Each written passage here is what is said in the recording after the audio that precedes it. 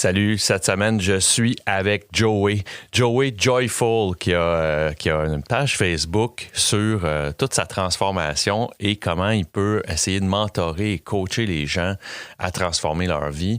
Le parcours de Joey est super le fun. On a eu vraiment une belle conversation où est-ce qu'on s'est rejoint sur plusieurs points et j'ai vraiment eu du fun à discuter avec Joey.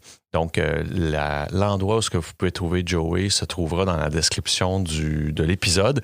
Et je vous laisse en vous disant que je vous encourage à partager la page. Si vous voulez participer, n'hésitez pas à m'écrire sur ma page Facebook du podcast Cold Turkey. Et sans plus tarder, je vous laisse avec Joey. Salut!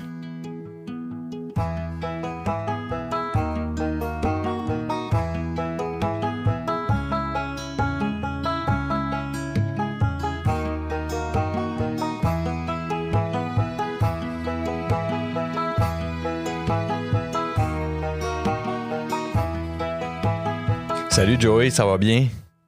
Ça va très bien. Comment tu vas, toi? Ben oui, ça va super bien. Écoute, je commence ces chapeaux de roue. On recule la cassette de l'histoire de ta vie, puis tu me contes un peu où est-ce que ça commence, c'est-à-dire quels seraient soit les premiers souvenirs que tu as de toi qui essaie de la consommation ou des souvenirs marquants que tu aurais eu de gens qui consomment autour de toi. Je te dirais qu'il y a deux moments qui me reviennent en tête rapidement. Là. La première, c'est mes parents, ils ont toujours accueilli des parties à la maison. Même qu'on avait un bar au sous-sol, puis tous les drinks étaient là, puis étaient accessibles. Puis quand tous les adultes dansaient dans l'autre pièce, moi, je me rappelle tellement, j'avais peut-être 5, 6 ans, 7 ans, on était tous les jeunes cachés derrière le bar, puis on se mixait les fonds de verre. Oui. Puis tu sais, il y a de la liqueur là-dedans, il y a toutes sortes de choses. Puis moi, j'ai aucune idée de ce qui se passe. Je suivais mes grands frères. J'ai 2 grands frères de 2 ans et demi puis 5 ans plus vieux. Puis il y avait les autres jeunes qui étaient là, puis c'était comme la chose à faire. Tu sais, on jouait avec ces verres-là, puis après ça, on allait regarder des films de peur en haut, dans le salon. Des films de Bruce Lee, si on a le même âge, là, il y avait des films de Bruce Lee à cette heure-là. Certainement. Je pense, clin d'œil à mon cousin Patrick, avec qui j'ai eu des combats légendaires dans le sous-sol sur les films de Bruce Lee. Mais c'est drôle que tu dises ça parce que moi aussi, j'ai des expériences de cette boisson-là, mais j'avais des commanditaires. Tu parles de tes frères qui faisaient comme encourager le vice, là, si tu veux. Puis je dis le vice, là, pas au point de vue péjoratif, mais tu sais, il y avait quelque chose d'un peu interdit là-dedans qui devait être tripant. Ouais, y avait-tu des adultes qui savaient que vous étiez tipsy dans le sous-sol? Ben, ils nous voyaient, j'imagine qu'ils devinaient bien ce qui se passait, mais tu sais, ils étaient dans leur party, dans leur propre trip, puis ils nous chassaient peut-être, là, puis on arrivait à se ramasser une coupe de fond de verre qu'on cachait, qu'ils ne voyaient pas. Est-ce que tu te souviens d'apprécier l'effet que ça causait ou c'était plus le geste de l'interdit qui était plus excitant? Moi, c'est plus l'interdit, puis surtout le fait de faire partie de la gang. Tu sais, j'étais le plus jeune de plein d'adolescents, finalement. Là, ça allait jusqu'à 14-15 ans, la gang avec qui je me tenais durant ces parties-là. Fait que moi, le petit 5-6 ans, là, je tripais raide. Là, j'étais déjà accepté, puis je comprenais que si je faisais comme eux, mais je faisais partie de la gang. Y avait-tu... c'est quelques questions qui me viennent en tête, mais c'était du festif, c'était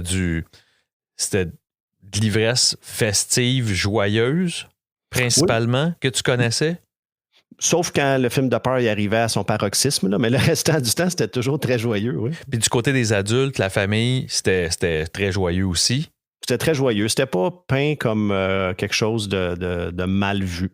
Fait que t'avais pas de braillard ou de chicaneux ou d'agressif, puis t'avais pas de ça, là? Pas dans mon souvenir. Okay. Mais je veux dire, dans les parties de famille, il y avait tout le temps le mononcle Sou. Lui, on le connaissait, puis il finissait par tomber dans le garde-robe à un moment donné. Là.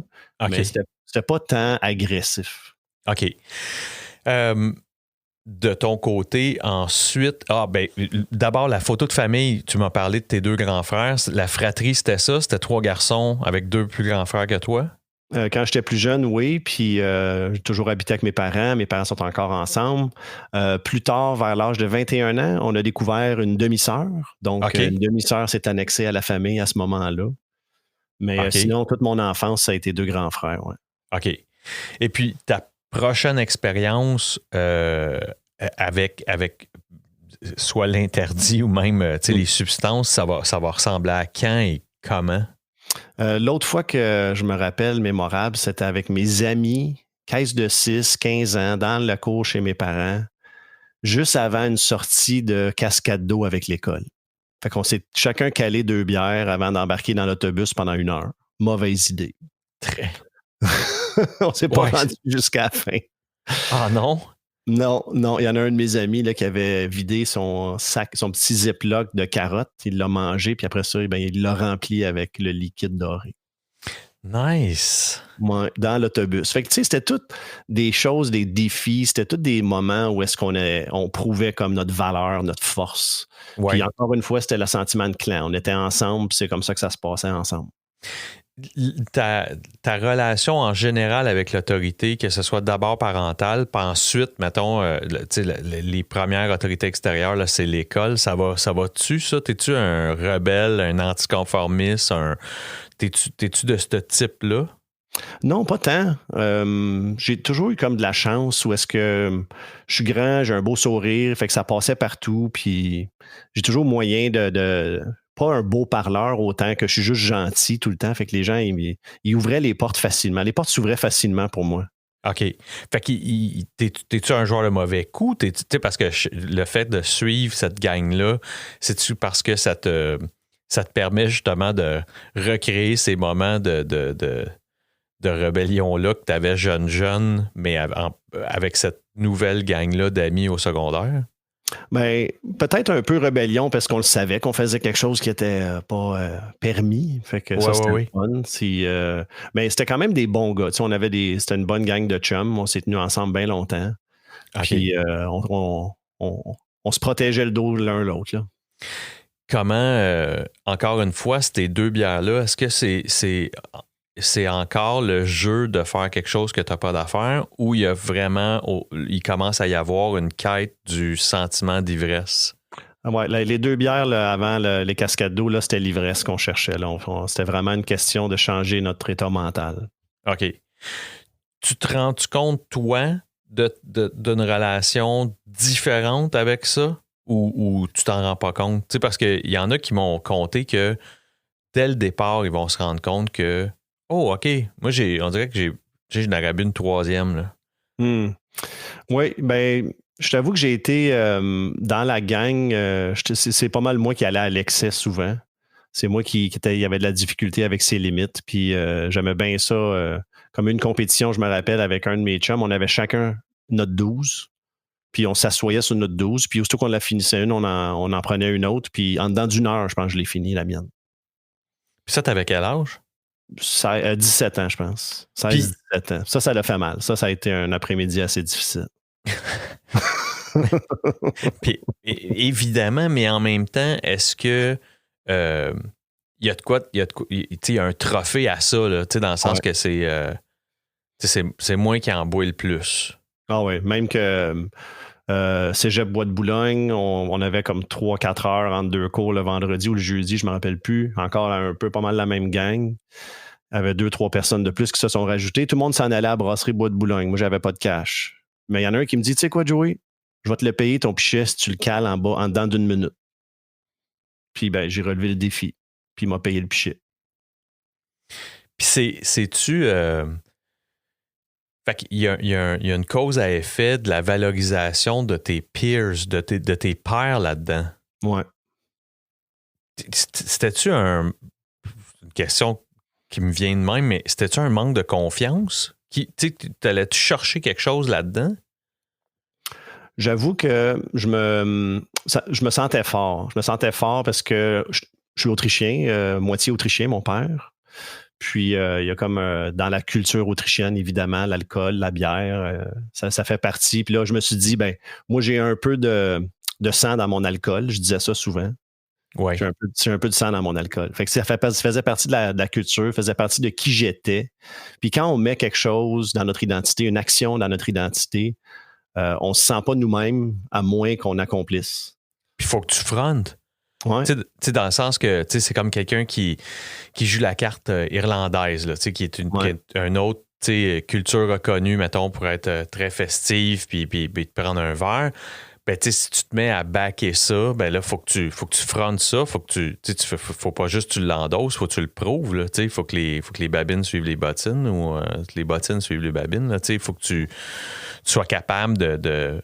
Fait que là, tu fais comme porter la preuve du message que tu véhicules, là.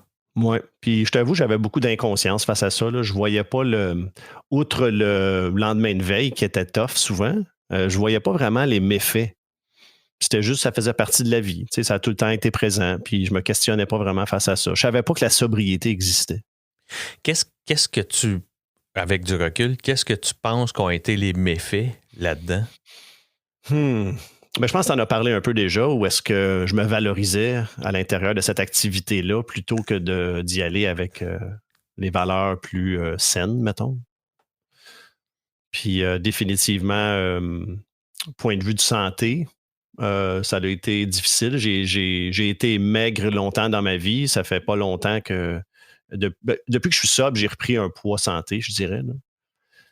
Parce que ça, c'était quelque chose qui me nourrissait finalement à un moment donné, où est-ce que je pouvais ne pas manger, je pouvais juste boire. Ça, c'est difficile pour un corps. Évidemment, mais du côté, mettons, soit des paroles ou des actions, t'as-tu souvenir d'avoir, soit dit des choses qui auraient dépassé ta pensée ou de commettre des gestes qui étaient soit aux limites du correct, puis... Moi, j'avais souvent un sentiment de... une arrogance, certainement. Je me sentais certainement plus grand que nature. Mon épouse, d'ailleurs, aujourd'hui, quand on était juste copains vers 21, 22 ans, elle me disait que je prenais vraiment beaucoup de place durant les parties, où est-ce que les bras pouvaient s'étaler pour la tasser quand je parlais. C'est vraiment pour prendre le stage, là. Fait que ça, c'était important pour toi de prendre de la place. Oui. J'ai toujours senti un peu exclu des grands frères parce qu'eux, ils étaient plus moteurs, athlétiques, forts, grands. Mais moi, je suis grand aussi, mais moi, je suis plus l'intellectuel, le créatif, l'émotif. Le nerd. Le nerd, ouais. Puis proche de maman, tu sais. Tandis que les deux autres ils étaient plus comme papa, parlaient pas, puis fâchés. Fait que moi, j'avais de la difficulté à trouver ma place là-dedans. Fait que je les rejoignais quand j'étais capable d'aller chercher ça. Puis, c'était-tu des... Tu sais, dans le contexte de la consommation, c'était-tu des modèles d'inspiration? Tu sais, au-delà de quand tu me dis dans ta jeune enfance, ou est-ce que là, c'est comme probablement pour eux, c'était presque un dare ou un jeu, tu sais.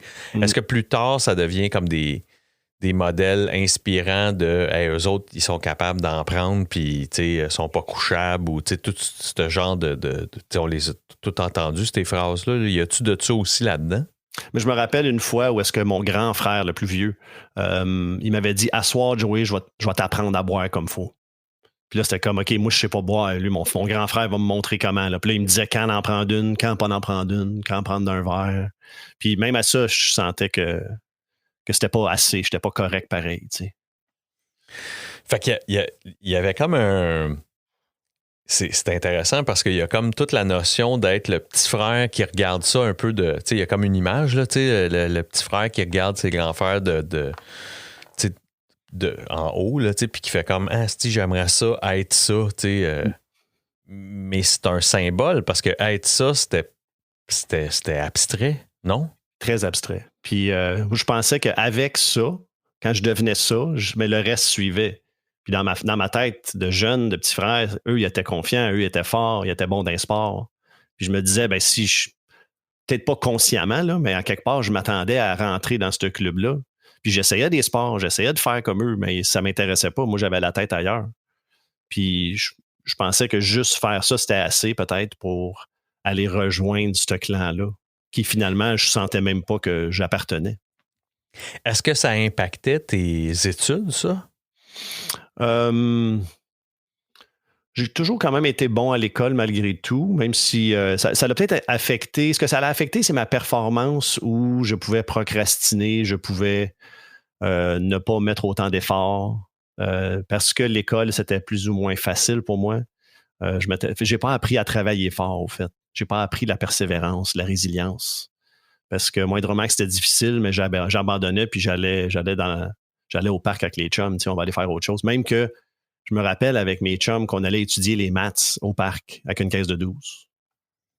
Fait que ça, c'était je sais pas si je passais ces tests-là, mais mais ça faisait partie de... On se rejoignait après l'école, là, puis ça faisait partie du régulier. Puis je serais curieux de savoir c'était quoi le ratio maths-bière. Je pense qu'on avait le droit juste à une à l'heure jusqu'à temps qu'on ait fini les devoirs. Après ça, on pouvait finir. Mais généralement, après 1 heure, les papiers disparaissaient. Et donc, ton parcours scolaire, avec peu je dirais, d'impact ou de conséquences de cette consommation-là,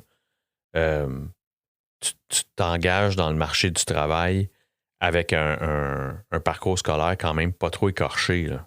Pas trop écorché. Je me suis rendu au cégep. J'ai fini... il me manquait quelques cours pour finir Bois de Boulogne. J'étais un peu blasé. Je ne savais pas ce que je voulais. Parti 1 an sur le marché du travail à temps plein. Fini pour retourner en tourisme à Montmorency, où est-ce que je rencontre mon épouse aujourd'hui. Puis là, c'était rendu déjà 2e année Bois de Boulogne, c'est rendu le cannabis qui a fait son chemin aussi. Là, on est rentré du hashish, là. Puis là, c'était comme une combinaison, là, ça. Puis on le sait que quand on commence à mixer les drogues puis l'alcool, mais c'est de l'exponentiel, là. C'est pas une addition, là. Non, puis s'il y avait un porte-parole et un commanditaire de choix pour la procrastination, c'est le cannabis. Pour moi, ça a été... en tout cas, je me suis dépassé à me pogner le cul en fumant du pot, là. Ah ouais, ça, c'est une compétition qu'on a tous gagnée, ça. Oui, exactement. Mais j'avais des projets mégalomanes là, avec ça, mais je faisais fuck all. J'étais dans le sol de chez mes parents, puis je faisais fuck all. Ouais, exact. C'est drôle que tu parles de la combinaison parce que c'était rendu presque une science. Là, faut que je fume combien de battes, faut que j'aille bu combien de bières pour atteindre le confort. Là, parfait. On était convaincus si on buvait trop, puis on fumait un peu, ça pouvait reculer un peu l'alcool. Puis là, si on fumait trop, on pouvait boire un peu, puis là, ça pourrait... Puis on avait vraiment l'impression qu'il y avait de quoi qui se passait, là. Ah oui, puis qu'il y avait une science. C'est que si tu fumais trop tard puis tu étais sourd-raide, ça pouvait te rendre malade. Puis que si, tu sais, il y avait comme une science là-dedans, en tout cas, c'est une affaire de fou, là. Tu sais, t'es rendu que tu jases de ça, tu sais, ça donne une idée de la grandeur de tes projets, c'était pas très ambitieux, là. Tu sais, t'as-tu pris une bière? Non, en tout cas, c'était atroce, là. Donc, quand tu retournes au cégep, là, t'es probablement dans les plus vieux, ou en tout cas, tu deviens un peu comme un senior là-dedans. Oui, puis le senior, puis j'avais le look John Lennon en plus, là, les petites lunettes, j'étais habillé en courte pointe presque, cheveux longs frisés, fait que c'était très facile savoir c'était quoi, de quoi je me nourrissais, disons. Oui, c'est ça. Et est-ce que tu pouvais... prendre une espèce d'espace de leadership là-dedans parce que justement, tu étais le plus vieux puis que tu pouvais influencer? Oui, on était quelques-uns puis on s'est rapidement retrouvés. Fait que là, c'était rendu moi qui initiais les autres. C'était rendu moi qui avait, moi et les seniors, comme tu dis, qui avaient les rites de passage finalement. Puis là, c'était moi qui pouvais introduire, mais au lieu d'introduire à l'alcool, moi, j'introduisais les gens au pot. Fait que là, tu devenais le grand frère. Exact. Puis là, moi, là, j'ai trouvé, c'était quoi, ma substance. Puis là, encore une fois, je rebellais, mais je rebellais contre la famille, contre le clan. Puis je partais à ma propre gang, là. Comment, justement, la famille réagit à cette espèce de... Parce que tu me sembles me parler de la rigueur de ton père, puis, tu sais, comment eux réagissent quand ils voient, justement... Leur petit garçon, parce que le dernier, souvent, c'est celui qui est le plus cajolé, le plus protégé, le plus... on va le bercer encore un peu, lui, bébé, parce que c'est le dernier, puis il y a comme un...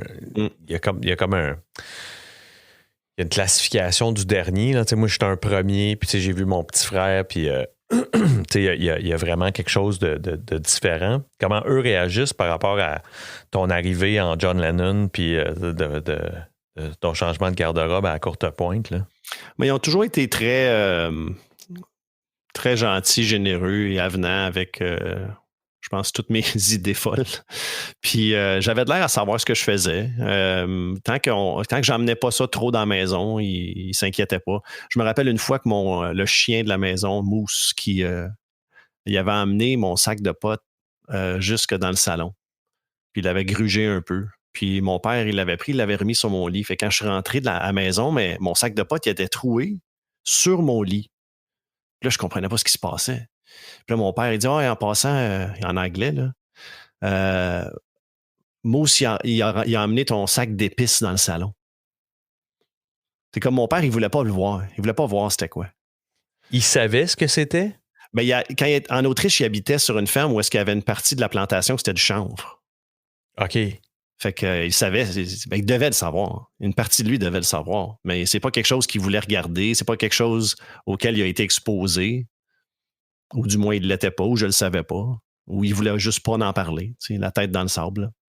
Ouais, ben c'est drôle, tu viens de me faire un flash incroyable, parce que moi aussi, là, j'ai déjà, mettons, perdu dans mes pantalons. Je dis perdu, c'est-à-dire égaré ou négligé d'enlever de mes jeans, mettons, du cannabis. Puis là, ça se retrouve, mettons, sur ma table de chevet dans ma chambre. Puis là, je capote. Là, c'était dans le sous-sol. Puis là, je remonte en haut. Puis hey, ça va bien. Puis là, tu essaies d'aller à la pêche pour voir c'est qui a mis ça sur ton bureau, asti. Puis là, il y a comme une panique. Là. Mais moi, mes parents étaient tellement étrangers à ça que j'ai comme l'impression, c'est arrivé à quelques reprises. Je me souviens d'une fois où ce que j'avais dit, je sais pas trop, là, c'était une joke de mes chums. Puis ma mère, dans sa naïveté, avait probablement dit, les ados sont donc stupides. Ou, tu comprends, ça avait vraiment passé comme dans du beurre. Dans le cas de mon père, je pense qu'il prenait plaisir à me voir la face, à essayer de me défendre. Là. Tu comprends, il le mettait sur le bureau, ou peu importe. Puis là, je me souviens une fois, il passait à la tondeuse, là, puis hey, pas, ça va, tu as besoin d'aide avec la tondeuse. Chris, tu m'as jamais offert d'aide, qu'est-ce que tu veux? Non, tu sais, savoir comment ça allait. Puis il était comme, ben non, tout est. Mais je pense qu'il y avait comme un plaisir à me voir patiner, là, puis ça devait être très drôle, là, peux-tu faire de quoi? Parce que je voulais pas qu'il me chicane ou qu'il me confronte, mais en même temps, je voulais comme. Chris, dis-moi-les, que tu le sais ou quelque chose. Là, non, il laissait ça, lui, un peu. Fait que. Il va laisser planer le malaise. Ben oui, exactement. Juste pour voir comment est-ce qu'il s'en sort. Ouais. Fait que tout de ton côté, il t'en parle pas. Parle pas pantoute. Il y a une fois, je me rappelle, j'avais trouvé, des fois, on trouvait des graines dans les sacs de potes. Fait que j'avais essayé de faire germer, j'ai fait pousser. Ma mère, elle capotait. Elle dit, ton père va se faire déporter. Parce que lui, il n'est pas citoyen canadien, il est canadien par mariage, par alliance. Puis là, elle avait vu ça, que je faisais pousser ça. Elle dit, c'est quoi ça, ces plantes-là? Là, j'y explique c'est quoi. Là, j'étais bien ouvert, open. Là, moi, j'allais changer le monde. Là. Puis là, elle dit, non, tu peux pas faire ça. Il va se faire déporter, ils vont venir le chercher. Il y avait 2 petits plants de potes mâles en plus. Il n'y avait rien qui sortait de ça. Là. C'est très drôle que tu parles de comment que tu t'affichais puis que le changement. Moi, j'avais The Emperor Wears No Clothes, qui était comme un livre propagandiste là, de la défense de la plante, qui a encore des aspects aujourd'hui que je suis capable de, j'allais dire, avec toute ma tête, de comprendre ce qu'il y a. Il y a une portion de ça, moi, que je crois encore que même la légalisation aujourd'hui au Canada, ça a fait fi de cette portion-là, mais tu as raison que, en tout cas, moi, j'étais comme ça, là, qui était « Chris, vous comprenez pas, tu sais. J'ai peut-être les yeux rouges. Je suis fatigué, man, je suis juste fatigué.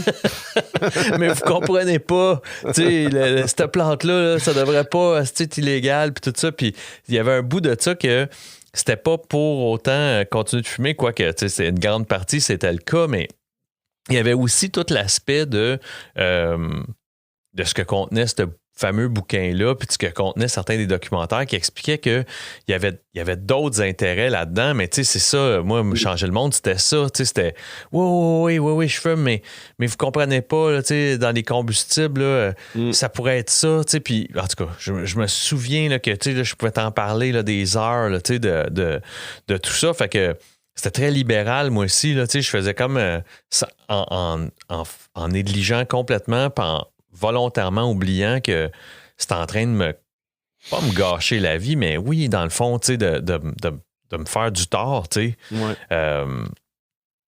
Quand est-ce que toi, tu commences à te rendre compte que ça te nuit? On a commencé à faire notre bière à un moment donné à travers tout ça. Puis, elle n'était jamais prête assez vite, fait qu'on la buvait souvent avant qu'elle soit prête. OK. Qui n'était pas très bon pour ma digestion. Puis j'étais souvent le gars là, qui était les deux pieds dans le feu, là, couché à terre avant la fin de la soirée. Là. Fait que, à un moment donné, c'était rendu où est-ce que je m'apercevais que j'avais plus de fun avec ça. Puis je te dirais, je veux dire, ça fait pas si longtemps que ça que je suis sobre, là, considérant le parcours qui a commencé à 15 ans. Mais ça a été quand même assez long avant que j'accepte que... Mais t'avais quel âge, mettons, quand tu commences, tu sais, comme ces premières semences-là, ce germe dans ta tête que ça n'a pas de crise de bon sens? Je te dirais mon 97-98, où est-ce que Nouvel An, là, mon fils, il y a quelques jours à peine, il est né le 21 décembre 97. Puis le 31 décembre, j'ai mon fils dans mes mains. Il est très tard, puis je suis en train de vomir à terre dans le salon chez mes parents. Là, OK. là c'est la première fois là, que je suis comme, ça n'a pas de crise de bon sens. Qu'est-ce qui se passe là? J'ai mon fils dans mes mains, là, puis l'exemple que j'y donne, là, direct là, à 10 jours d'âge, je lui montre que c'est correct de vomir avec ton fils dans tes mains parce que tu as trop bu un soir, du jour de l'an. Ouais. Tes parents réagissent-tu ou ils font comme il est encore chaud d'ail? J'ai réussi à le cacher, le laver. Ça s'est pas vraiment su le soir même. Mon épouse, ma copine dans le temps, elle m'a aidé à nettoyer ça, puis ça n'avait pas de bon sens, mais on était jeunes, on avait 24 ans. J'avais 23 ans encore, juste 23 ans. Puis, mais malgré ça, ça a continué pareil. Là. Ça a continué pendant plusieurs années. Mais ça, c'est tu considérais que c'est comme la première semence de si, ça, c'est peut-être intense. Là. Ouais, ça a été un moment qui est encore là, qui est très, très clair. Malgré la consommation que j'avais eue ce soir-là, c'était un moment de clarté inouïe où est-ce que je me regardais dans le miroir, là, puis je me disais, ça n'a pas de bon sens, man. Faut que tu te rappelles de ça, là. Combien de temps ça va progresser encore, tu sais? La première fois que j'ai décidé d'arrêter de boire, j'avais 38 ans. OK. Là, ça a duré 2 ans, mais je m'identifiais. Là, j'étais dans l'identité encore. Fait que j'étais boisson ou je ne l'étais pas. Fait que là, je suis alcoolique, puis je ne peux pas boire, puis je ne sais pas comment. En 97, t'avais quel âge? 23. OK. Fait que là, c'est 15 ans plus tard. Fait que dans ces 15 ans-là, ça progresse? Ça se stabilise. Mettons, je deviens, comme on appelle, un alcoolique fonctionnel. Ou est-ce que social et fonctionnel, ouais. Serviable et fonctionnel. C'est rare que tu me vois pas avec une bière. Ça n'a pas escaladé. J'étais rendu que c'était des bières réguliers, là, puis c'était peut-être une 24 par semaine, là, je dirais, peut-être. Avec du vin à l'occasion. Des fois, ça dépassait. Des fois, ça se rendait à 8-10 consommations un soir. Mais c'est ça, j'arrivais à fonctionner, puis je n'étais pas tout seul. Fait qu'il y avait plein de gens qui étaient semblables à moi. Fait que ça semblait normal. Fait que c'était rendu ton foyer qui était le foyer festif, genre? Beaucoup, souvent. Très souvent, ça se passait chez nous. Parce que j'étais le premier à avoir eu un enfant. Nous, on sortait pas avec le kid, mais on invitait chez nous. Ouais. Fait que là, on était rendus comme mes parents là, qui invitaient les soirs.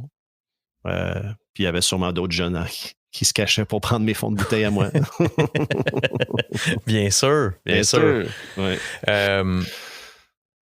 Et là, donc, il va-tu y avoir d'autres événements marquants dans ces 15 années-là que tu dis, ouais, ça aussi, là, ça m'a comme pris de court ou... Il y a une fois, je me rappelle, soirée assez dégringolée avec mon ami, un ami de longue date, depuis son secondaire 1 qu'on se connaît. On est tout seul, juste lui puis moi, dans son appart. Là, puis là, ça se mélange. Là, toutes les drogues, les alcools se mélangent. Puis à un moment donné, il me regarde en sortant de sa chambre. Il allait chercher quelque chose. Puis, tu sais, on voit le regard se vider. Là. On voit la personne sortir du corps. Puis là, il était juste plus là. Il checked out. Puis lentement, je le vois commencer à tomber par en avant. Puis aucune retenue. Il n'y a pas une main qui sort. Il n'y a pas un pli, il y a pas une jambe qui plie. Face contre terre à partir de debout jusqu'à coucher. Puis ça m'avait frappé, ça aussi. Ça, c'était comme, wow, on est allé loin. Là. Il était debout, soudainement, il est tombé, paf, face à la première.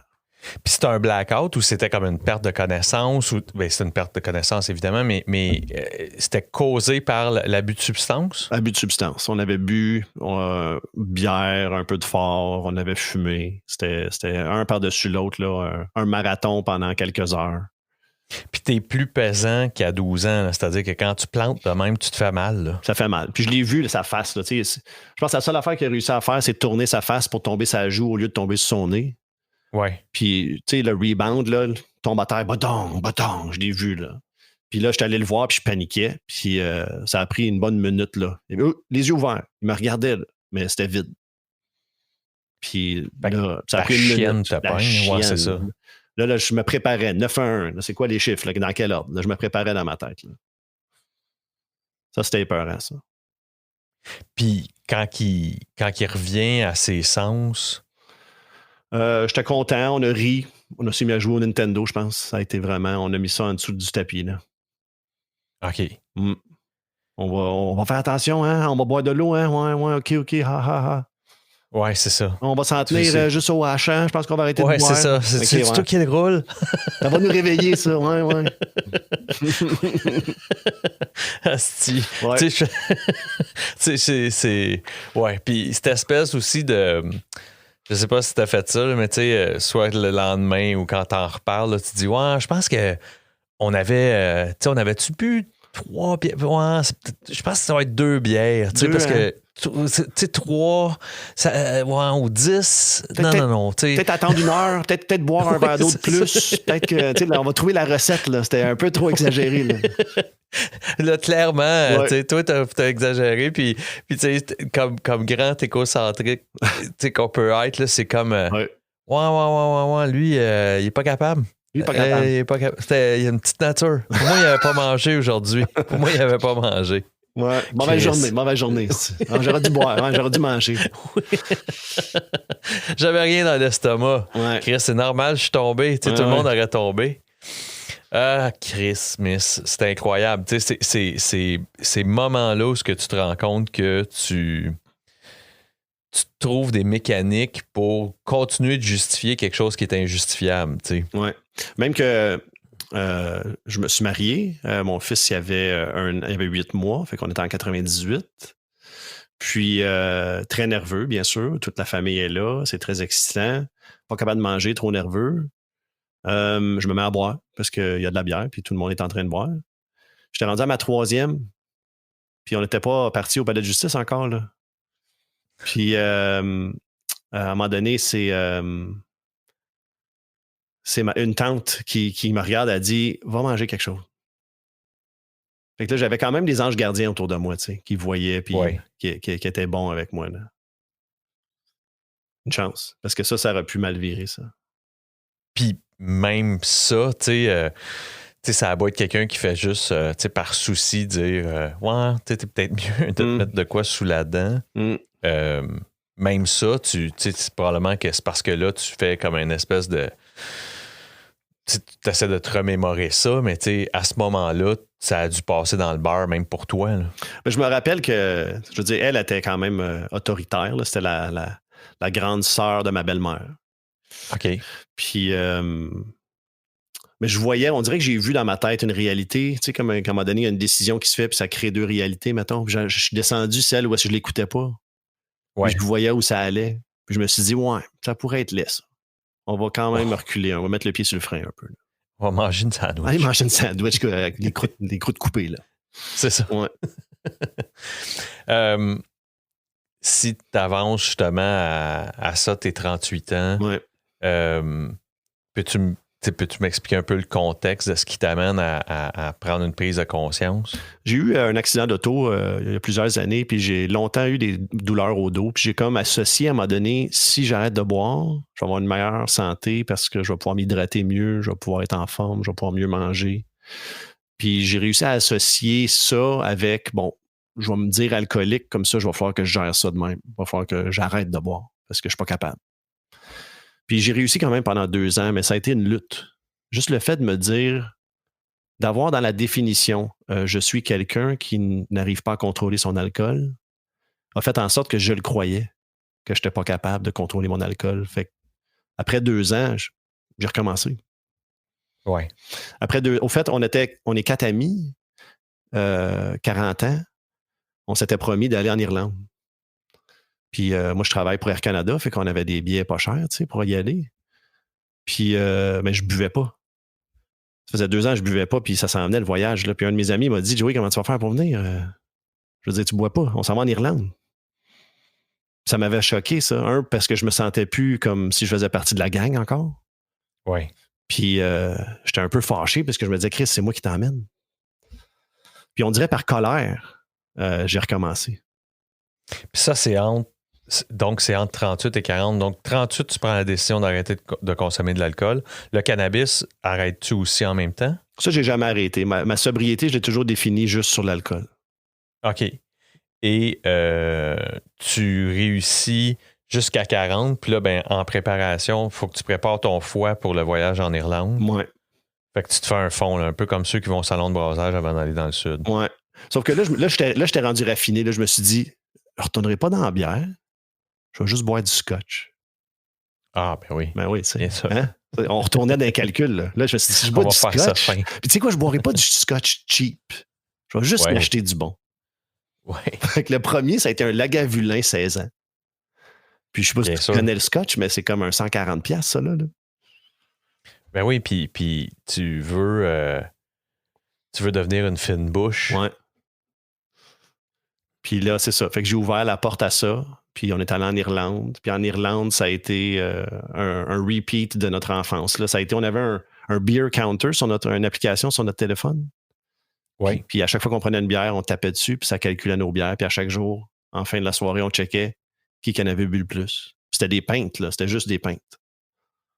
Puis je pense que le record a été comme 15 consommations d'une journée. Damn. Ouais. Puis là, on commençait de bonne heure parce que, tu sais, on voyait, on visitait, on se promenait.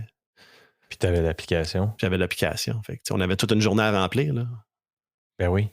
Fait que ça a été, ça a été assez intense. Ça veut dire, on a visité beaucoup, on a vu beaucoup de choses, mais notre digestion était très difficile à la fin du voyage. Mais même ce retour à la consommation-là, ça, au-delà du fait que je comprends qu'il y a une espèce de colère ou de rancœur de vous allez voir mes tabarnaks, là, que je vais être capable de suivre. Est-ce qu'au-delà de ça, il y a de quoi dans ta tête qui pince, de dire ou tu as complètement oublié la raison pour laquelle tu as arrêté d'abord? Non, ça m'a fâché. Ça a été difficile parce que j'aurais aimé avoir plus de support. Puis ça a été difficile parce que de tes amis. La majorité des gens le respectaient, même s'ils ne comprenaient pas trop.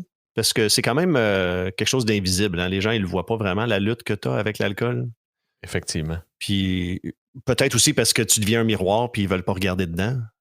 Mm-hmm. Parce que moi, je pense qu'à quelque part, l'alcool, il n'y a pas vraiment une consommation saine. C'est vraiment difficile de trouver une consommation saine d'alcool parce que ça devient régulier. C'est vraiment...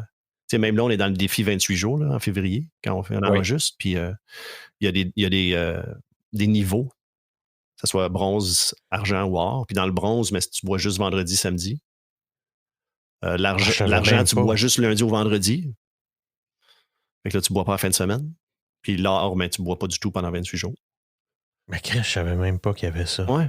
Fait qu'il y a des gens qui peuvent déterminer leur effet 28 jours, ça ressemble à quoi. Puis, tu sais, moi, j'encourage mon épouse. Elle a choisi le bronze, fait que le vendredi, samedi seulement. Puis, ça lui fait du bien, puis elle est contente. Puis, ça confronte les gens parce que tout le monde se dit, moi, je suis capable d'arrêter si ça me tente. Mais il n'y a personne qui dit ça y tente. Il n'y a personne qui essaye. Puis, ouais, mais même, tu sais, je débat énormément sur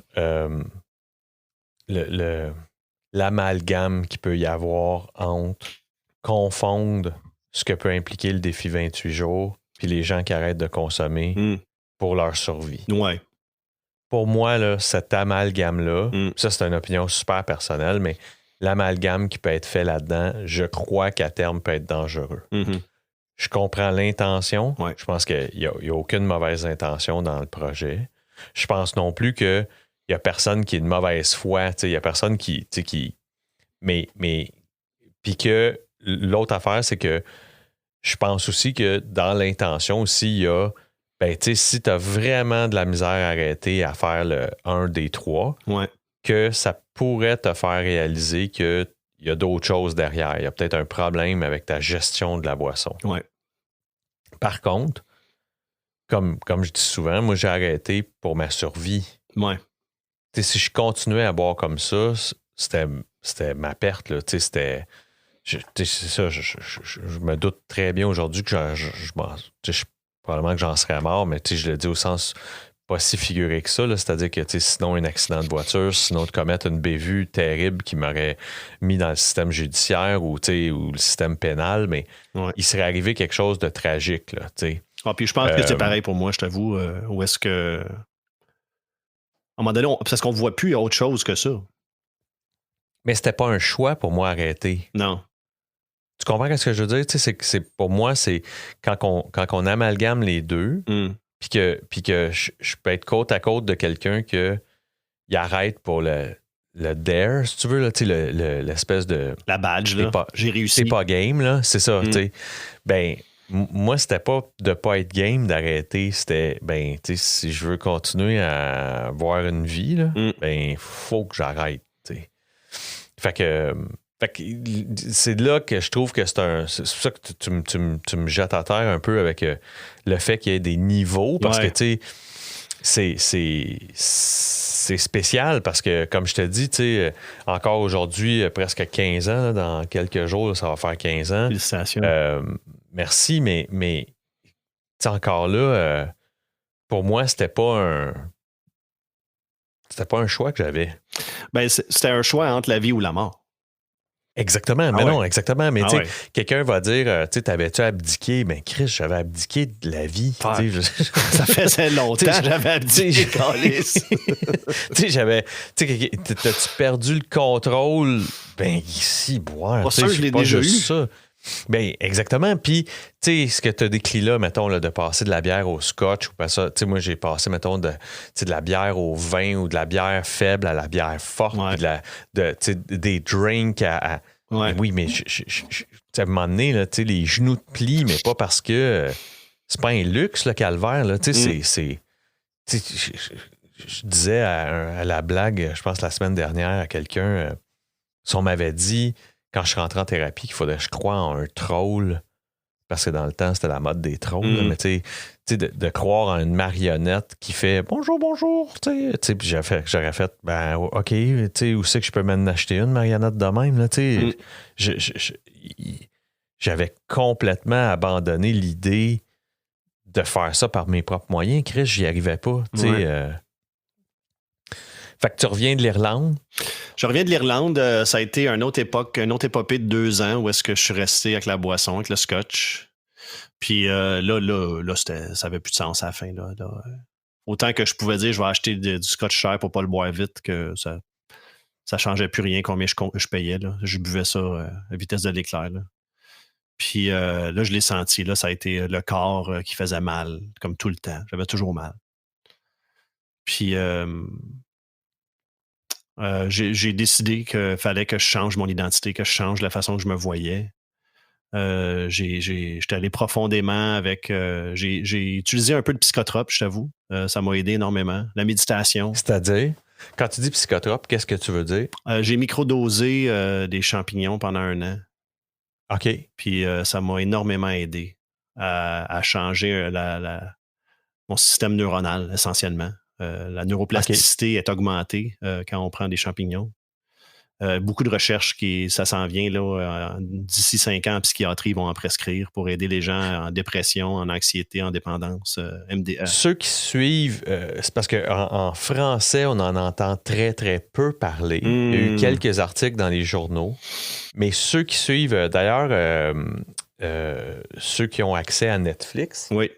Gwyneth Paltrow, qui est une actrice quand même assez connue, je pense que sa compagnie s'appelle le Goop Project, a une série en plusieurs tomes, plusieurs épisodes où est-ce qu'un de ceux-là, sinon le premier, je crois que c'est le premier, parle du microdosing et de l'utilisation de psychotropes à des fins de soins psychiatriques, psychologiques. Ouais.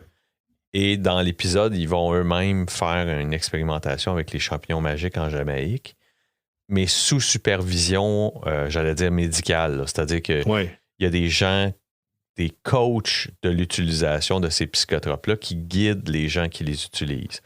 Donc, il y a un organisme, maps.org, qui en parle beaucoup, puis il forme des psychothérapeutes.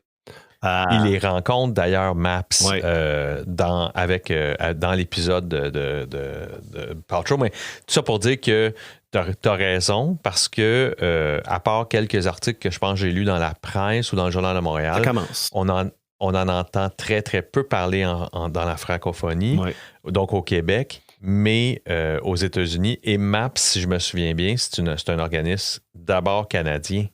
Sont basés au Mexique au début. Puis ils se sont installés ensuite. Il y a une école à Vancouver, je crois, dans l'Ouest. Okay. À Montréal, il y en a une recherche en ce moment sur le champignon magique puis le PTSD. L'utilisation de micro-dosés. Je ne suis pas certain c'est quel psychotrope qu'ils utilisent, parce qu'en ce moment, ils recherchent beaucoup MDMA. C'est rendu en phase 3 clinique pour les PTSD. Champignons et LSD aident beaucoup contre l'anxiété, dépression et les dépendances. Et... Donc, j'ai exploré ça avec les podcasts, écoutant beaucoup en anglais. J'ai entendu parler de ça. Là, c'était mon Hail Mary. Là, je lançais pour le touchdown parce que si je réussissais pas ça, à ce moment-là, dans ma tête, moi, ça marchait plus. Puis, il a vraiment fallu que je me recrée une nouvelle identité. J'ai étudié beaucoup en PNL, étudié en hypnose, méditation. Puis là, je comprenais que j'avais mis dans mon identité, qui est quasiment en haut de la pyramide des échelles de logique de Dilts, qui nous explique que en haut, c'est ta mission de vie. Tout de suite en dessous, c'est ton identité. Mais moi, je m'associais avec le comportement qui était 2e niveau du bas, sur 6 niveaux. Fait que j'avais comme pris le comportement d'alcool, je l'avais mis dans mon identité. Je suis alcoolique. Puis quand j'ai compris ça, avec un cours d'hypnose qui expliquait, il parlait de ça, j'ai changé mon identité. Je me suis dit, moi, ma mission de vie, je veux optimiser ma personne de façon splendide, à la Tim Ferriss, là, à la Let's Optimize Life. Oui. Je veux partager ce que j'apprends de façon abondante et je veux m'amuser tout le long. Puis pour ce faire, il fallait que je change mon identité. Il fallait que je devienne quelqu'un qui respecte ce qu'il met dans son corps. Fait que ça, c'était tout en lien avec ma mission. Puis là, à tous les jours, j'écrivais dans un journal de gratitude. À tous les jours, je méditais. À tous les jours, je faisais des push-ups. Je me suis créé une routine, un rituel de bonnes habitudes pour pousser les mauvaises habitudes. Combiné avec l'hypnose, la méditation, puis les champignons, la neuroplasticité, puis recréer des nouvelles neurones, j'ai réussi à comme me faire un nouveau cerveau. Pendant 1 an, là, tout ce que je me concentrais dessus, c'était ça. La famille, le travail, etc. Oui, mais dans ma tête, là, j'avais comme fait le vide de tout le reste. Puis je focusais juste sur la routine. Hey, c'est capoté, ça. Ouais. Puis tu sais, dans la mesure où est-ce que tu n'avais pas de chemin tracé. Hein? Non. Tu sais, à part l'écoute de quelques podcasts, Christmas, puis des articles web qui, des fois, certains pourraient dire que ça peut être sinon douteux, sinon surprenant, sinon inquiétant ou questionnable. J'avais peur d'en parler, j'avais peur de l'exprimer aux gens. Je ne le disais pas. J'avais un ami ou deux là, avec qui je pouvais partager ça. Mais essentiellement, les gens, ils voyaient que j'allais mieux. Bon, je parlais de méditation beaucoup, mon journal. Qu'est-ce qui faisait que, mettons, l'entrée dans une maison de thérapie, ça t'appelait pas, toi? T'as-tu retracé ça? T'es-tu capable de savoir, moi, ça a été la voie de la thérapie, mais est-ce que Parce que là, tu as décidé de vraiment espèce de relever les manches puis dire OK, moi, je m'attaque à ça. Tu sais-tu qu'est-ce qui a fait que tu as viré à gauche plutôt qu'à droite, puis de le faire tout seul? J'ai jamais vu quelqu'un arrêter, outre un de mes amis qui l'a fait pendant 1 an par lui-même. J'ai jamais vu vraiment quelqu'un tomber dans le désespoir de ça. Les seuls que j'ai vus qui étaient alcooliques ou qui avaient des problèmes, j'ai pas été présent lors de leur thérapie ou de leur retour vers la lumière. J'avais pas d'exemple, j'avais pas de modèle. Ouais. Je savais pas qui suivre, je savais pas à qui en parler parce que tout le monde avait l'air à savoir ce qu'ils faisaient, eux autres. Les autres, ils avaient l'air à contrôler. Là. C'était moi le problème. Puis j'ai toujours eu de la difficulté à demander de l'aide. Tu sais, il y a une honte aussi associée à ça, je suis pas capable. For sure. Ben oui, absolument. Mon frère, il me l'a enseigné à 17 ans, je suis toujours pas capable, j'ai garanti. Ouais. Toujours pas compris la leçon. Mais non seulement ça, c'est que, tu sais, comme moi, quand que ça a cassé, ce que je savais pas, c'est que, bon, la mère de mes enfants à l'époque menaçait mes parents de coller son camp. Tu comprends? Fait qu'elle avait déjà fourni à mes parents les coordonnées, les adresses et les sites web de peut-être 3 ou 4 maisons de thérapie en disant, tu sais, s'ils ne rentrent pas, moi, je m'en vais. Il y avait eu une intervention quelconque déjà. Il y avait, mais en tout cas, on n'intervenait pas directement sur moi, ça a l'air, mais on intervenait autour de moi pour se préparer un peu à ce que, ben, l'espèce de le nécessaire arrive. C'était évident que c'était ça qui était pour arriver. C'est juste qu'on attendait que ça arrive. Ouais. Fait que quand moi, ça a pété, c'était une journée de semaine, bien niaiseuse. Mais quand ça a pété, ben, mon père m'attendait chez eux, puis il m'a dit, mais viens me rejoindre. Puis quand que, il n'a même pas attendu que je débarque de ma voiture, il est venu s'asseoir avec moi, puis il va me dire les mots que à ce jour, je lui en suis éternellement reconnaissant, qui était « Ça te tenterait-tu de t'aider? » Je vais me souvenir de cette phrase-là toute ma vie, puis il faut que je me rappelle de cette phrase-là toute ma vie.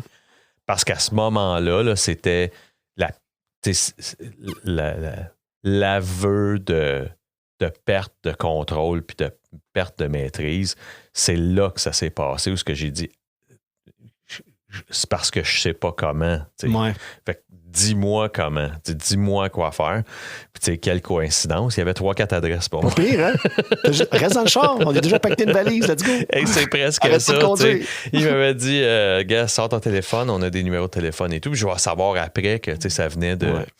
Ça venait de ma copine à l'époque. Mais effectivement que c'est parce que autrement, si mon père n'aurait pas dit ça ou il n'aurait pas su quoi me dire, j'aurais été fucké en crise. J'aurais cherché, c'est ça, parce que moi non plus, j'avais pas de référent. Non. Fait que même rentrer en thérapie, pour moi, c'était extrêmement déstabilisant. C'était comme, OK, mais tu sais... Puis l'image que j'avais d'un meeting, c'était soit d'un film ou à TV, c'était pas glorieux. C'était un nuage bleu de fumée avec des gens très âgés dans des endroits plutôt sombres qui sentaient pas nécessairement bon. Il y avait comme un mélange de trop d'affaires qui n'étaient pas invitantes. Du mauvais café puis des beignes secs. Entre autres. Et des gens qui n'avaient pas de logis fixe. Non, non. Pas de papier, pas de job. Fait que c'était comme, all right, c'est ça que tu veux que je fasse? C'est là que tu veux que j'y aille? Ouais. Et moi, je rentrais d'abord et avant tout pour un problème de cannabis. Okay. Et que je croyais. Et mon thérapeute va me demander de façon très nonchalante, parce qu'il en avait déjà vu d'autres, la question qu'il m'a laissée pour 24 heures, c'était, il m'a juste dit, toi, là, quand tu débouches ta première bière, là, ça dure combien de temps? Il dit, fais juste penser à ça, puis on s'en reparle demain. T'sais. Fait que c'est juste un problème de cannabis. C'est quoi ta réponse? Fait que la réponse, en fait, c'était de dire, je suis même pas capable de te dire combien de temps qu'elle dure, parce qu'elle n'existe pas, la première. Non. Je la bois tellement vite que pour moi, la première, elle n'existe pas. Il n'y a pas une bière zéro, tu sais. La première, elle est juste là pour faire de la place aux autres, tu sais. Fait que la première, j'y goûte pas. J'ai même pas souvenir de la déboucher. il m'a jeté sur le cul parce que je dis, ben, je sais pas. Je pense que ça dure. Je pense même pas qu'elle dure 1 minute la première. Non. Trois gorgées. T'as un problème? C'est ça. Ouais. T'as-tu un problème de boisson? Ouais. Tu me fais penser, quand on était en Irlande, la Guinness, on buvait rien que ça, puis elle est comme plus crémeuse. Chaque gorgée laisse comme un anneau autour de ton verre. Puis nous, notre but, c'était d'avoir le moins d'anneaux possible. Fait que, généralement, tu en as 5 parce que tu as pris 5 gorgées, qui est déjà pas beaucoup là, avec une pinte. Mais nous, on voulait se rendre à 3. Fait que ça ressemble à ta première bière. Elle descend. Tu sais comment c'est fucké, là, on envie les gens qui n'ont pas de gag reflex puis qui sont capables d'ouvrir la valve puis qui peuvent caler une bière. Toute ma vie, je rêvais à ça. Je me souviens de ça. Là, tu sais, j'aspirais à ça. Là. J'étais comme asti qui sont hot, man, ces gars-là, qui s'ouvrent juste le goulot puis ils descendent une bière au complet. Incroyable. Prends pas une gorgée, elle descend. Exactement. C'est ça, il n'y a même pas... Il fait juste ouvrir ça, là, cette espèce de clapet-là, puis elle descend, tu sais. Anyway. Puis on le voyait, tu sais, dans les films, dans Porky's, dans toutes les... Oui, ça existait. Là. Moi, j'en connaissais là, que ça existait. Là. Puis tu sais, je pensais que t'as raison, là, tu penses que c'était dans un film, jusqu'à temps que t'en vois un live, là, puis t'es comme... Fuck, man, ça existe pour vrai, ce gars-là, il a pas besoin d'avaler, là, il fait juste ouvrir le clapet, puis elle descend. Wow. Oh boy. Fait que... Mais là, ça fait bientôt 5 ans. OK. Fait, depuis 7 ans, ça fait 5 ans que je suis sobre. Parce que j'ai eu une rechute pendant 2 ans là-dedans. Puis, même pas plus que ça. Je suis rendu que j'y compte plus. Parce que c'est rendu juste un autre style de vie pour moi. Puis comme je mentionnais au départ, je dis que je suis sobre d'alcool parce que le cannabis fait encore partie de ma vie, mais j'en fume pas. J'arrive à manger, puis ça l'aide beaucoup. J'ai quand même certaines douleurs au dos encore. Ça l'aide beaucoup comme à aller enlever un peu d'anxiété. Fait que tu le prends presque dans un contexte médical et non pas récréatif. Oui, c'est plus du microdosage. Au même titre que je faisais avec le champignon, je vais microdoser le cannabis pour alléger les douleurs puis relâcher un peu d'anxiété. Puis je veux pas être gelé, entre guillemets. Je veux juste être confortable. Oui. Puis pas sentir cette douleur-là. Puis je te dirais que en 2020, on a tout intérêt à commencer à regarder ça. Ouais. Tu sais, les crèmes topiques pour les douleurs chroniques.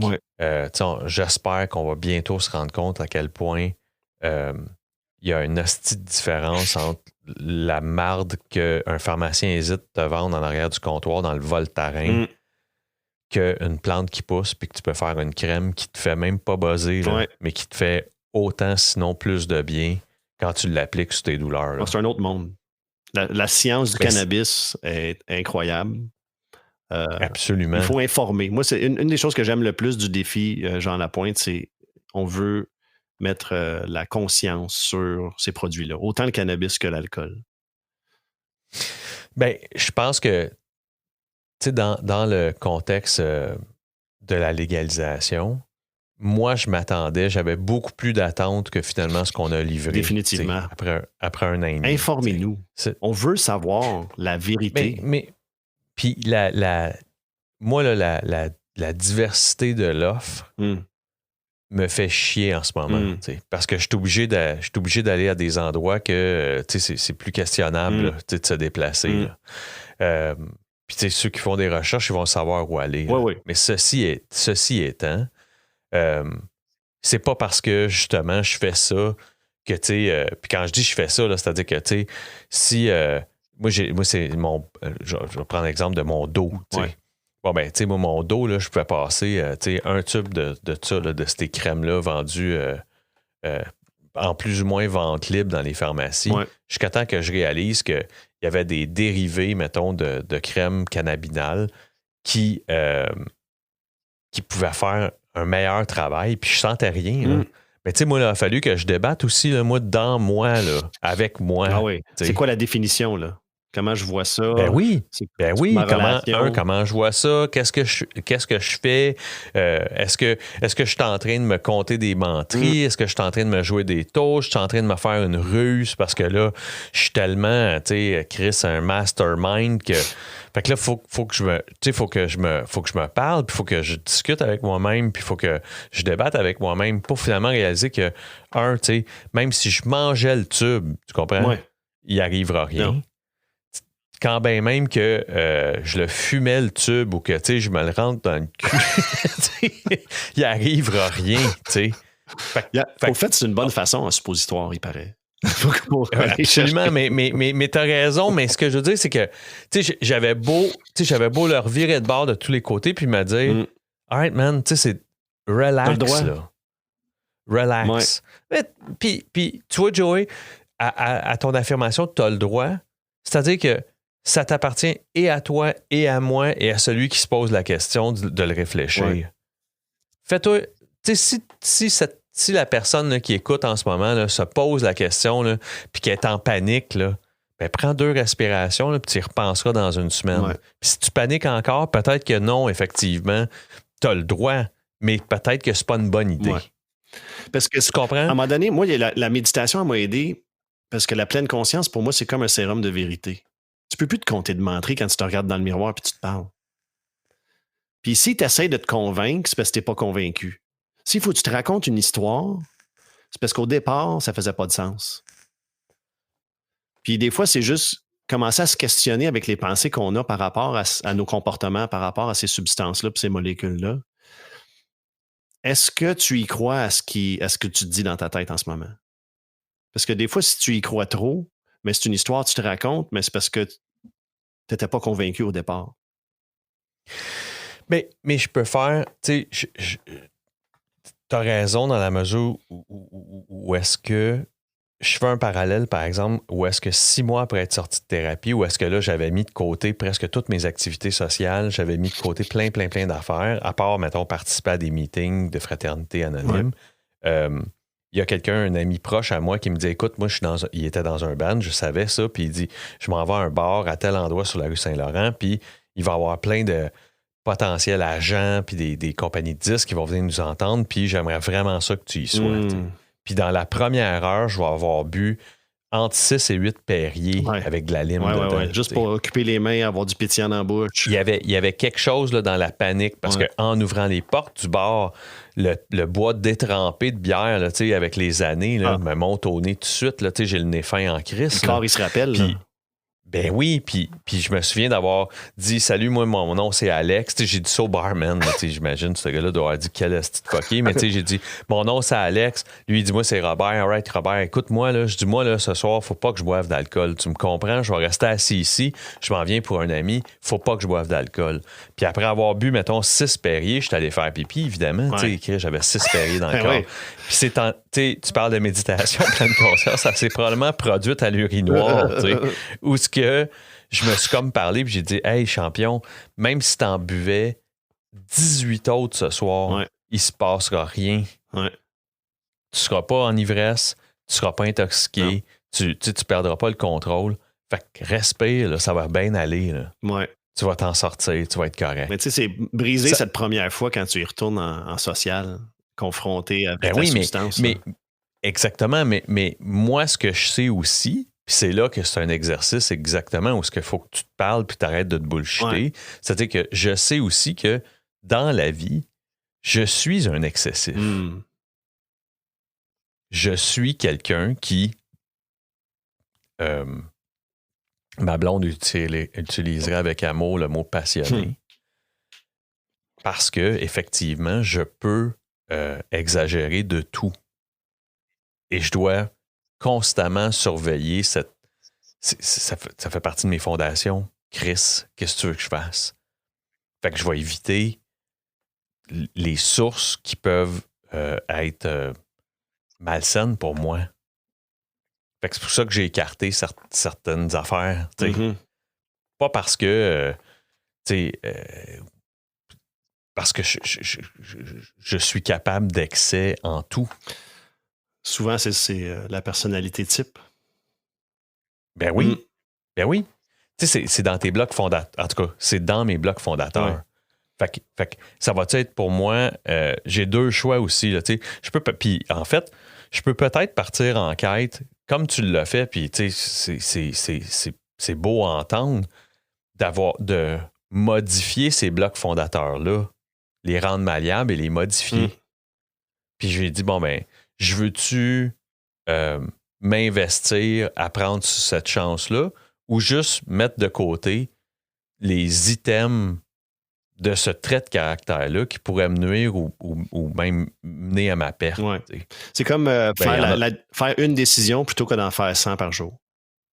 Ben oui. Ouais. Ben, tu sais, moi, j'ai pas eu en écarter beaucoup. Tu sais, j'ai écarté la boisson, le cannabis, puis les autres substances. Puis encore là, les autres substances, là, ça avait été extrêmement récréatif, puis à la limite terrorisant pour moi. Là, pour avoir essayé la cocaïne, ça m'a fait très peur. Fait que je savais que c'était pas une substance c'était une substance qui allait à l'encontre de qu'est-ce que je pensais que j'étais dans la vie. Ouais. Là, cette substance-là, elle disait que j'étais un king, puis dans la vie, moi, je pensais que j'étais une vidange. Fait que il y avait quelque chose qui marchait pas, fait que ça m'avait plutôt fait peur. J'étais là, asti, si je me mets à aimer ça, m'a pas mal trop aimé ça, fait que j'avais écarté ça. Fait que j'ai écarté deux choses, principalement. Puis après ça, ben, dans le gain de maturité que d'avoir arrêté ces substances-là, parce que ça, on dirait que ça fait un hold sur ta vie, ben, ça te permet justement de mieux te gérer quand que ces mêmes élans-là arrivent dans les finances, dans la sexualité, tu comprends, dans tes relations d'amitié, ben, tu sais, ces gestions-là d'excès se font à froid, donc tu es capable de façon maturée, tu es capable de regarder ça et faire OK, là, calme-toi, le bozo. Là, si tu vois pas le dimanche quand tu as eu ta paye le jeudi, il faut peut-être que tu en reviennes. Là, fait que, tu comprends? Fait que il y a comme une gestion. Fait que comme tu dis, tu as raison. Mais aussi, je pratique aujourd'hui un métier dans la vente. Ben, tu sais, il y a un atout là-dedans aussi d'être quelqu'un dit, entre guillemets, passionné, puis qui a des swings, puis qui, quand le feu pogne, il pogne en chien, puis tu sais, fait que... On n'aurait pas gardé ces traits de caractère-là s'ils ne nous servaient pas quelque part. Ben non. En tout cas, je l'aurais tellement écarté, puis comme tu dis, ça aurait été 100, ben Chris, il ne resterait plus rien. Fait que tout aussi bien de tasser ça, ou de travailler à tasser ça comme bloc de ta personnalité, tu sais. Ouais. 5 ans plus tard ou plusieurs printemps plus tard, comment ça va aujourd'hui, Joey? Ça va très bien. Je travaille à temps plein chez Air Canada, manager. J'ai une belle famille où tout le monde à la maison. Le jeune est parti, le plus vieux est parti puis est revenu. Fait que je dois avoir un bon foyer pour qu'il sente qu'il est capable de revenir. Alors, je suis bien content de ça. J'ai une pratique de coaching privé où est-ce que j'aide les gens à changer leurs habitudes par rapport aux mêmes expériences, par rapport à ma mission de vie, au fait. J'optimise ma personne puis je partage de façon abondante ce que j'apprends. Puis je suis en train de développer mon propre podcast, d'ailleurs. Je fais un appel aux hommes qui ont de la difficulté à gérer ces émotions-là. Souvent, c'est de la colère qui est mal traduite. Souvent, c'est du trauma d'enfance. Puis ça se retrouve après ça dans des dépendances. Puis comment sortir de l'ombre puis rentrer à la lumière. C'est vraiment une question. J'ai pas eu de modèle, je ne savais pas qui suivre. Autant quelqu'un comme toi, Alex, que comme moi, comme plusieurs autres qu'on connaît, s'élever pour être un modèle pour l'autre génération. Peut-être même pour la génération avant nous. Mm-hmm. Parce que... Tendre la main. Moi, longtemps, là, je parlais... mon père, il a vécu du trauma quand il était en Autriche, quand il était plus jeune. Puis longtemps, j'essayais d'y tirer vers du nez. Il faut que tu en parles, il faut que tu processes your emotions. Puis je le forçais à se soigner, tu sais, mais il voulait pas parler, il parlait pas. Là, soudainement, ça fait 2 ans, là, je l'invite à venir au sauna, au Matters à Saint-Eustache. Dans les vestiaires, il y a un sauna. Fait il adore les saunas, mon père. Puis là, j'ai juste arrêté de parler parce que dans les saunas, on n'est pas vraiment... Il y a bien des gens qui n'aiment pas ça parler. Aussitôt que les fesses touchent le banc, à mon père, il se met à me jaser. Il parle de son enfance, il parle des gens autour de lui qui meurent. Il se met à jaser. Fait que je m'aperçois que moi, j'avais juste besoin de me taire pour l'aider à parler. Mais j'avais juste besoin aussi de créer l'espace où est-ce que je l'invite. Puis je le force pas. Je le rejoins où est-ce qu'il est. Puis je l'emmène un peu vers moi, comme ça. Dans la littérature anonyme, ils vont parler de l'attrait plutôt que la red line. Puis tu sais, c'est long comprendre puis digérer ça. T'sais, pour finalement te rendre compte que c'est exactement ce que tu viens de décrire là. Oui, puis c'est ce que je veux offrir de plus en plus, tu sais, un coaching bienveillant où est-ce que, sans jugement, j'accueille les gens, puis je les rejoins où est-ce qu'ils sont. Je leur demande où est-ce qu'ils veulent aller, puis je les aide à marcher sur ce chemin-là. Merci énormément pour ton temps, Joey. On va avoir traversé 1h10 de conversation ensemble. Je sens qu'il y a encore plusieurs heures en avant de nous. C'est incroyable. T'sais, moi, ça me nourrit. Ouais. Ces conversations-là me nourrissent incroyablement. T'sais, je te dis au départ que je pense avant qu'on commence à enregistrer qu'il y a un dénominateur commun. Puis c'est précisément une conversation comme celle qu'on vient d'avoir, parce que par plein de moments, tu me parles de tes enfants, on avait presque le même âge quand on a eu nos enfants. Moi, malheureusement, mon garçon, la pomme n'est pas tombée super loin de là. Mais il se fait rien. J'essaie encore aujourd'hui d'avoir un endroit où lorsqu'il sera mûr pour poser des gestes, pour s'aider, il saura où. Mais j'ai pas besoin d'y crier par la tête que je suis là pour l'aider. Non, t'as juste besoin d'être là. Il le sait. C'est ça. Mais tu sais, à plein de moments, tu m'as rappelé, mais tout ça pour dire que ce podcast-là me nourrit d'abord et avant tout. Puis c'est un geste un peu égoïste de j'ai du fun à le faire. Parce que ça. Et la dernière chose que je veux te demander, Joey, si les gens veulent te trouver, tu m'as dit que tu avais une pratique de coaching, où est-ce que les gens peuvent te trouver? Moi, je fais ma publicité juste sur Facebook. Facebook, mon nom, c'est Joey Joyful. Puis c'est ce que je promouvois dans ma vie. C'est ce que je promouvois dans ma pratique. Partout ce que je suis, c'est la joie. Puis à partir de Joey Joyful, on peut tout trouver. Mais je voulais prendre le temps aussi pour te remercier, toi, Alex, parce que des modèles comme toi, c'est toi que je cherchais. Puis ça n'a pas été long. Je t'ai vu passer sur Sober Lab. J'ai vu Cold Turkey. J'ai regardé le podcast. J'étais fasciné. Puis j'étais là. C'est comme si j'avais demandé la question, ils sont où? Puis la journée après, la même journée, tu as apparu sur mon profil. Fait que merci de faire ça.